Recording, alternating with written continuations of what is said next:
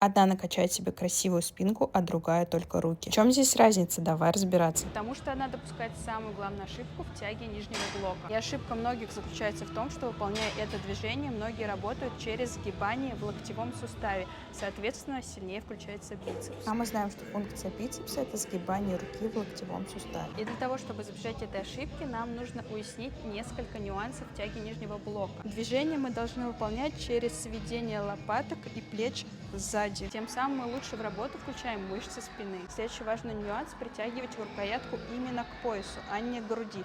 Тем самым мы разгружаем бицепс и не держим его в постоянном напряжении. А здесь прекрасно видно, как не нужно делать данное движение. Тот самый момент, когда спина работает в меньшей степени. Делая открытый хват, тем самым мы снимаем нагрузку с предплечья. Тяга нижнего блока – прекрасное упражнение для проработки мышц спины. Данное движение довольно простое, но если соблюдать эти нюансы, то можно прокачать лишь руки, а не мышцы спины.